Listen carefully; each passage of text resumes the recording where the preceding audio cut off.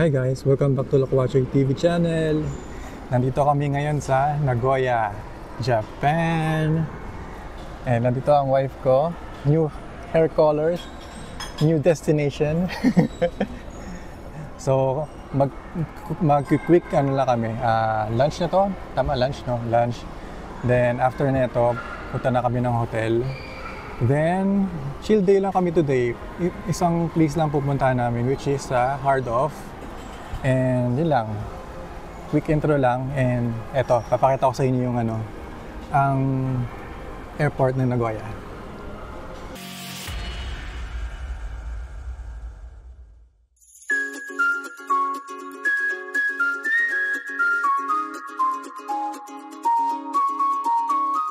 Meron ditong indoor theme park for the kids.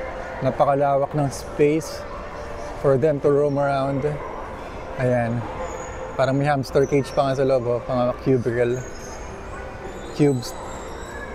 And nandyan lang sila lahat under the Boeing plane.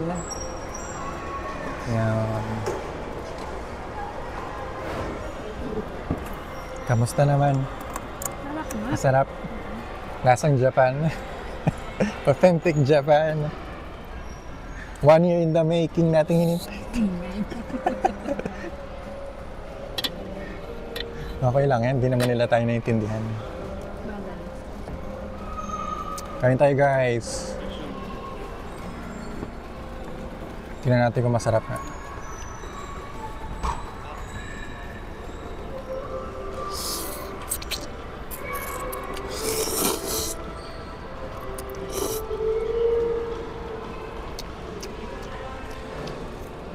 Okay lang. May mas masarap pa dito. Pero better naman yung meron nun sa atin. Pero okay dito is marami siyang Overload. Overload siya, madami siyang toppings. Magkano man nabili to? 1,530. 1,530 yen. Dito siya sa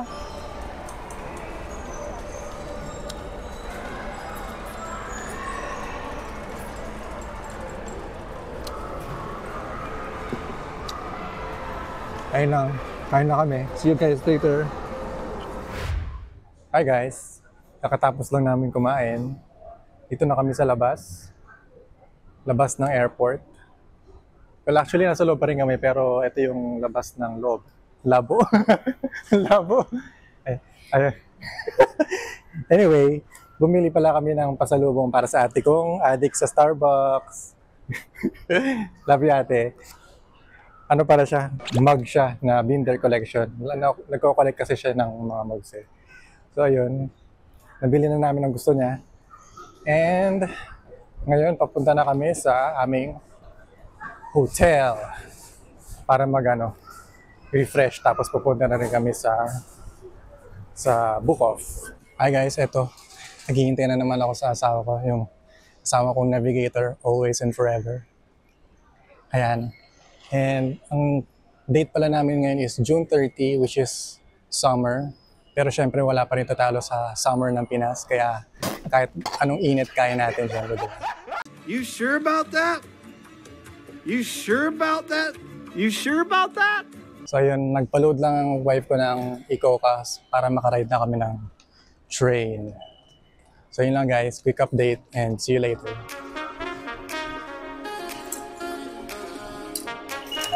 Oh.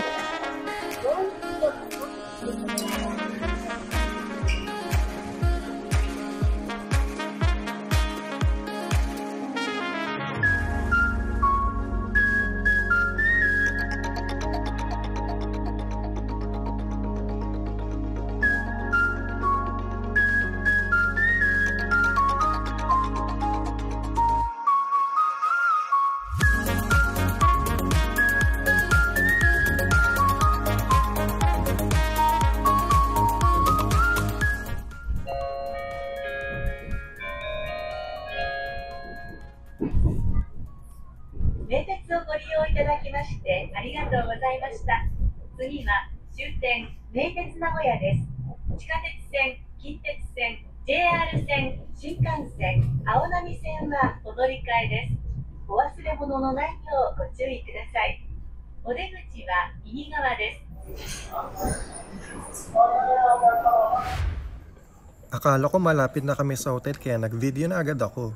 Plot twist, malayo pa pala.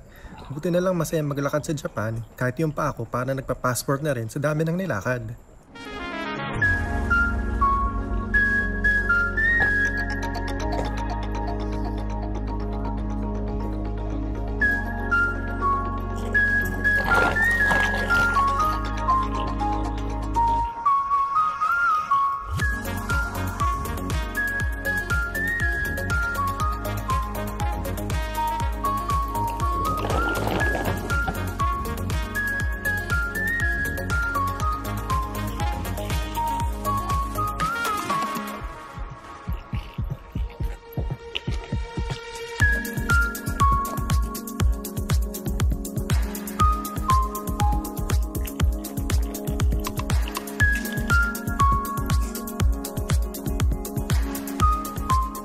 We chose Travelodge kasi super lapit lang sa mga subway lines at convenience stores, walking distance din sa Sakae, Nagoya TV Tower at kung ano-ano pang attractions. At syempre, ang view sa room parang sinadya para sa good morning selfie.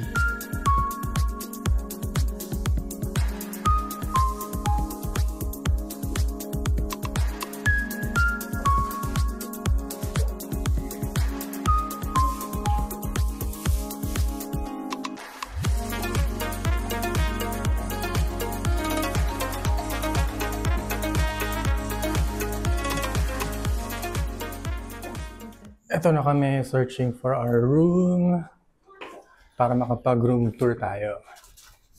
Room namin ay 1301.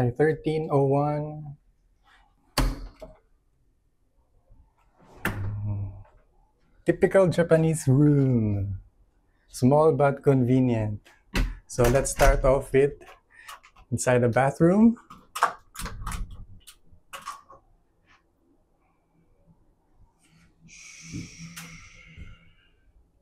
Hola! Hindi magiging Japanese bathroom kung walang automatic bidet, shower,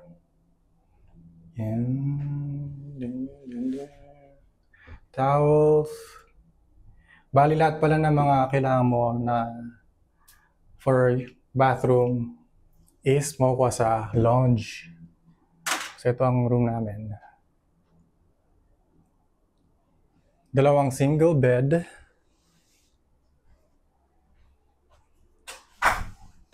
Small place to chill. TV. My wife.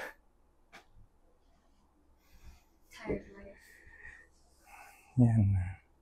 Kala ko guys, artwork siya. Curtain pala siya. So may view tayo from the outside. Ito siya.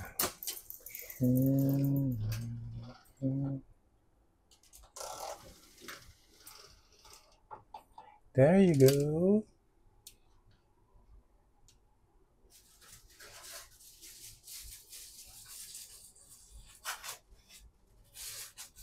Quick update lang. Bale, nabook pala namin tong hotel namin sa trip.com sa Travelodge Nagoya.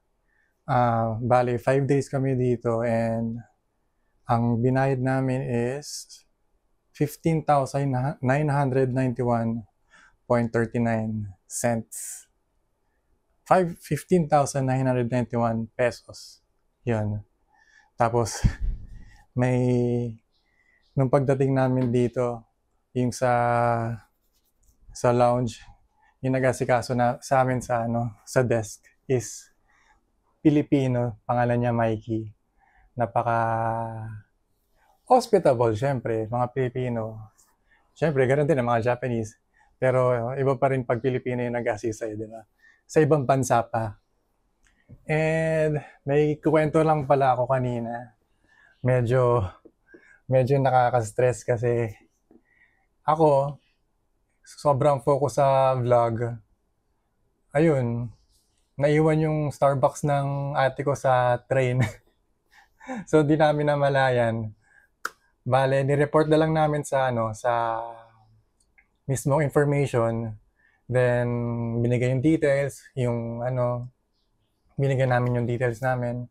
And then sabi daw, bumalik daw kami after 5 minutes para sa update. Then after 5 minutes, meron talaga update. Then sabi, puntahan daw sa kabilang station. And sa magandang palad, nandun nga. So, yes! sobrang nawala stress namin. Kasi syempre, di ba? Starbucks ng ate ko yun eh. Baka umiyak yun eh. Joke lang ate. Napakasaya lang talaga. Nakuha namin yung mug namin. Although tumagal kami sa station, okay lang at least nakuha namin. So baka hindi na kami book off ngayong gabi. So baka bukas na lang. Baka kumain na lang kami later. We're gonna eat at Hitsumabushi Hanaoka. Sana mabutin namin until it's 9 p.m. eh. Ano meron sa... It's eel. Eel siya. Tapos, yun yung nakita kong ano eh. Ayan siya oh. Ayan. 13-minute walk pala yung food na kakainan namin. Ano tawag doon? Kalimutan? Isa yun. Tapos, tinetesting ko lang yung night mode, super night mode ng DJI Action 5. Sana hindi siya pixelized. Be. Lapit.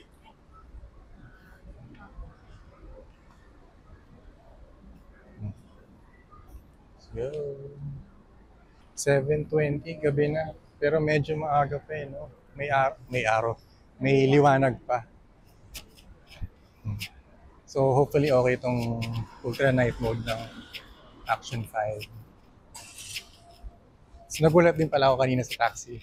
Kala ko yung babaeng lumabas sa taxi is hinayaan lang niya na nakabukas yung pinto. So, automatic pala lahat ng doors ng taxi dito sa Japan.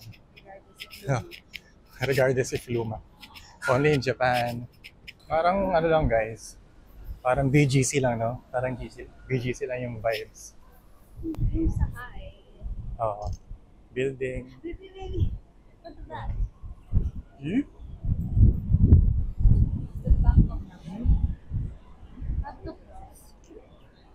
Focus muna. Tatawid tayo.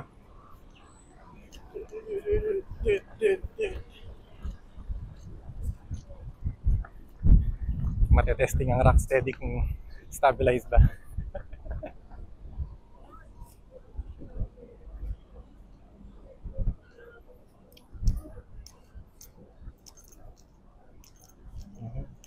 Oh, meron din silang malaking dito, parang monitor. Pero wala naman siyang parang effects. Pero ito siya.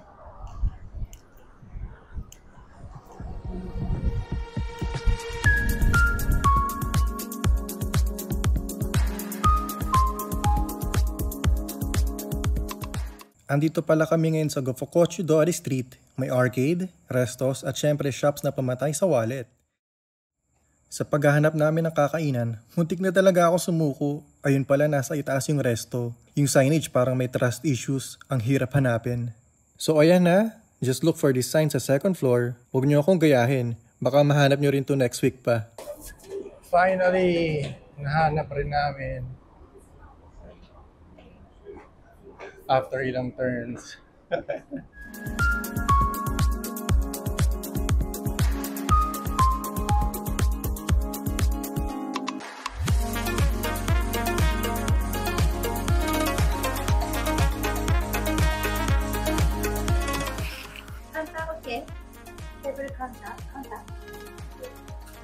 Table counter.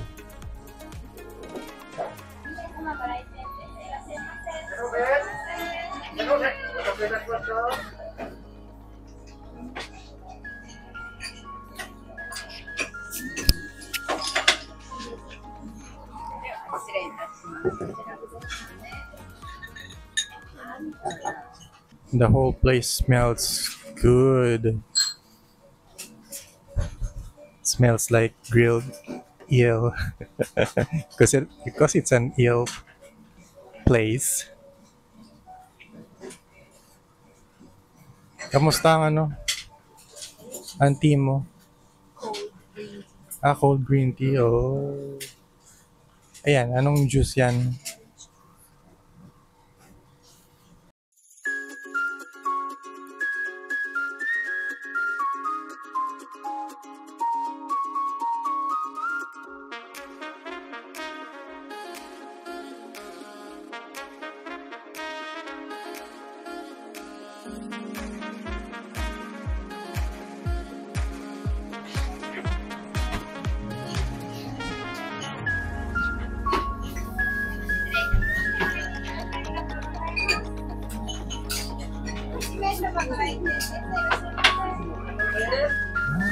Herbie.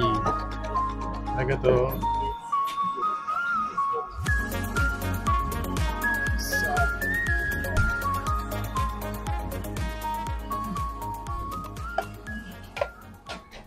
Ooh.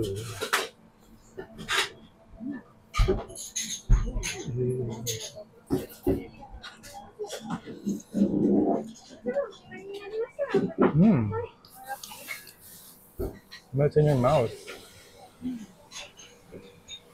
Happy me with wasabi. With wasabi.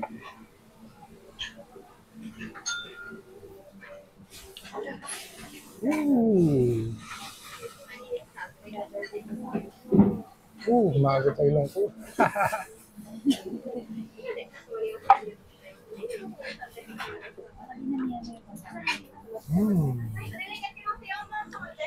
Solid.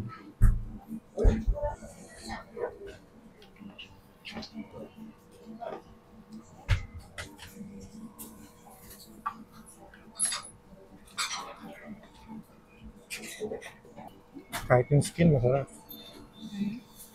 Kahit yung skin masarap.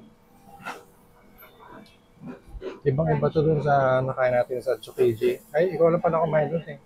Hindi mo nagustuhan yan, di ba? Ito solid. With wasabi talaga. With the punch. So guys, may idea ba kayo kung ano to? Dito sashimi ah. Ang balasa ito.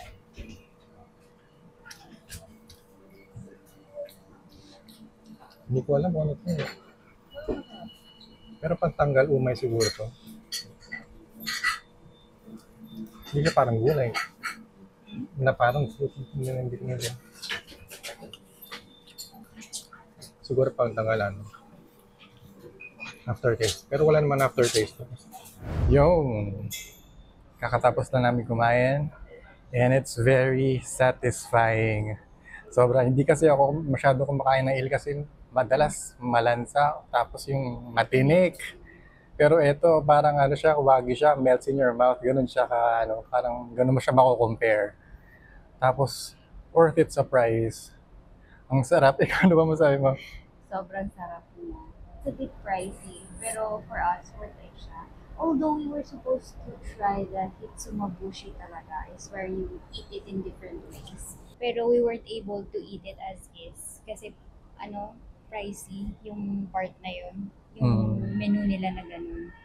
So, ayun. So, we settled na lang for yung... 3/4?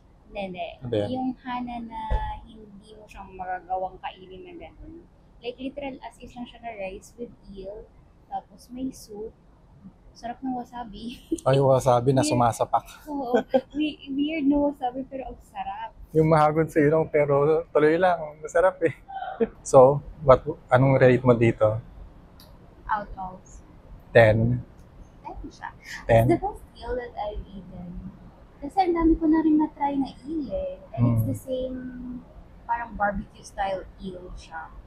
Pero yun nga, madalas matinik, madalas, na siya, old. Alam mo, old. Kasi nung Tsukiji kami, kumain din ako ng eel. Hindi siya masarap. Pero ito, grabe, sobrang, wow, crunchy ng ng balat. Tapos sobrang lambot, juicy.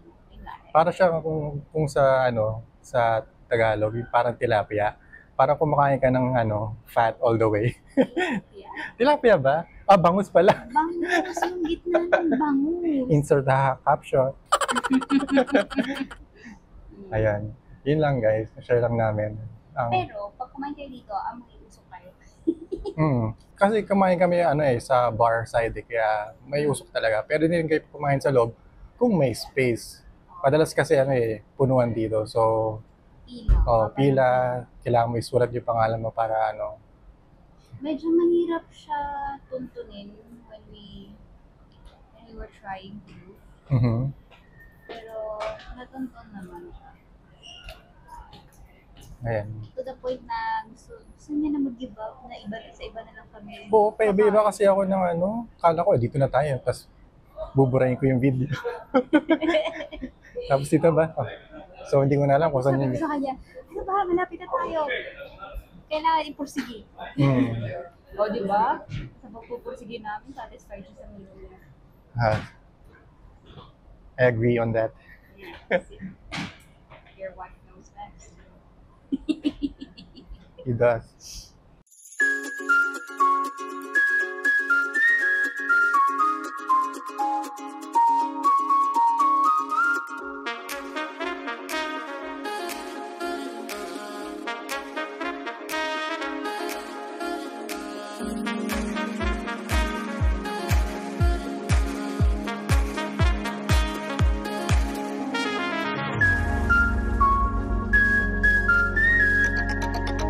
Stopover muna kami sa Game King Joy. Sabi namin pampababa na kinain.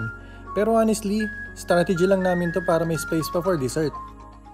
Pupunta kami sa Lawson ba? Lawson, Family Mart. Kasi nag-crave naman yung asawa ko. My wife is craving for ice cream.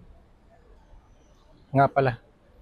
Ako pala umubos ng pagkain niya kanina. Sob naman siya pero busog na kasi siya. Hindi na ako kumakain ng marami. Hindi na siya kumakain ng marami. So sa akin napunta. Sobrang busog ako.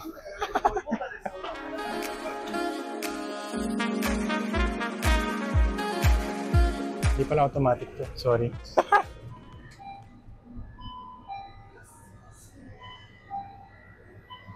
Here's the ice cream station. Ayun! Meron! Sige, mamaya balikan kita dyan. Natin yung pwede na rin natin makain for breakfast. Ano? Okay. No problem. Ewan ko guys kung kita nyo pa kami. Pero kakatapos lang namin Family Mart. Lawson. Hangover pa nga ako sa pagkain eh. So ito, imbis na magano kayo ng plastic magbayad kaya magdala kayo ng sarili nyong lagayan. Convenient siya. Save money. Save the earth. So, dito na kami sa Travelodge. Kita-kits sa taas. Hello, we're back again. Ito na pala mga na-haul namin sa Lawson. Tama na ba ako, Lawson? So, ito yung sinasabi ko na chocolate, vanilla, tas may chocolate sa loob. Yan, favorite ko to. Every time na mag-Japan kami, ito yung binibili ko. Tapos, sa wife ko naman, ano ba to? Hindi ko alam to eh. Ngayon ko lang siya itatry. Para siyang ice cream mochi. Ice cream mochi. Oo. Wala kasi yung flan na ice cream eh. Medyo less yung choices nung dumaan kami sa Lawson na malapit dito. So, ayun. Yan, kakatapos lang din namin mag-shower, Yes. mag-blow dryer. Yes. Kasi bukas, maaga pa yung namin ang call time. Sabi mo na ba? 7, no? 7:50. 7:50. So, maalis kami mga 5 para may allowance. Baka mawala kami ulit. Saan tayo pupunta? Punta kami ng Shirakawa-go! Yes. Yes. Ooh. Ayun lang, update na lang ulit. Ito na palang chocolate ko. Buksan ko na sa harapan nyo. Pakita mo ba? Ito. Oh, parang mochi lang. Oh, mochi na may ice cream sa loob.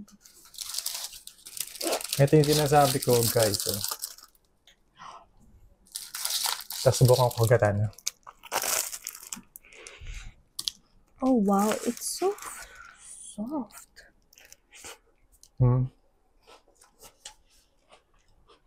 Kasi, baka hindi ganun kalamig yung ref natin. Pero okay naman. Para mabilis mo ako. Paubos at makatulog na rin. Yun lang guys. See you tomorrow.